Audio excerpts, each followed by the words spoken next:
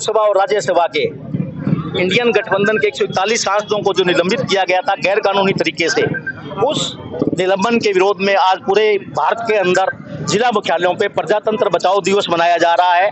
उस प्रजातंत्र बचाओ दिवस की कड़ी में जिला कांग्रेस कमेटी हनुमानगढ़ द्वारा हनुमानगढ़ जिले के कांग्रेस जनों ने प्रजातंत्र बचाओ दिवस के ऊपर नरेंद्र मोदी जी का पुतला फूंककर उस भाजपा की सरकार का विरोध व्यक्त किया है। आगे रणनीति तो हमें जैसे जैसे अखिल भारतीय कांग्रेस कमेटी और प्रदेश कांग्रेस कमेटी जो निर्देश देगी, उसी रणनीति के अंतर्गत हम कांग्रेस के कार्यकर्ता एकजुट होकर भाजपा की जो लोकतंत्र की हत्या करने की साजिश है उसका जवाब देंगे। तो बात है ना, ये एक सिर्फ विपक्ष को खत्म करके लोकसभा को सत्ता पक्ष के प्लेटफॉर्म के रूप में यूज करना चाहते हैं। इसलिए कांग्रेस जो है और इंडियन गठबंधन इनके इन मंसूबों को कामयाब नहीं होने देगा।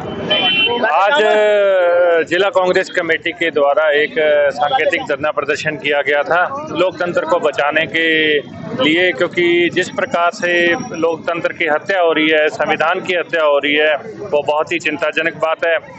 कुछ दिन पहले हमारी लोकसभा के अंदर एक सुरक्षा को चूक हुई थी, जो कुछ लोग अंदर घुस गए थे। तो जितना विपक्ष था, जितने हमारे सांसद थे, एक मांग कर रहे थे कि आप एक आधिकारिक बयान, चाहे प्रधानमंत्री जी हो, चाहे वहाँ के मिनिस्टर हो, चाहे वो गृह मंत्री जी हो, एक आप जारी करें।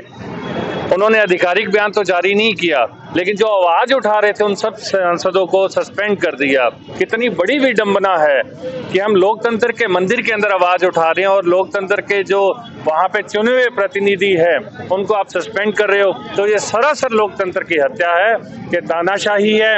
आप जवाब देने की बजाय आवाज को दबा रहे हो।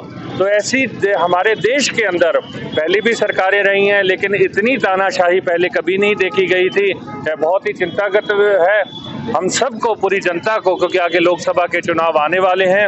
हम सबको मिलकर आगे आना चाहिए, क्योंकि जिस संविधान को बाबा साहब अम्बेडकर ने, हमारे शहीदों ने, हमारे जितने लोग थे इन्होंने बनाया था, आज उसकी हत्या की जा रही है। उस संविधान को बचाना है तो सबको मिलकर आगे आना पड़ेगा। ये तो भाजपा की जो है साजिश ही यही रहती है कि एक मुद्दे से ध्यान भटकाओ, हर 3 महीने बाद नया मुद्दा ले आते हैं।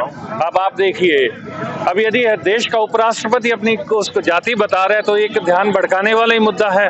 कहाँ उपराष्ट्रपति, तो सबका उपराष्ट्रपति होता है। आज तक उनको अपनी जाति याद नहीं आई, जो इस तरीके से वो बयान दे रहे हैं। बड़ा ही मतलब विचित्र बातें हैं।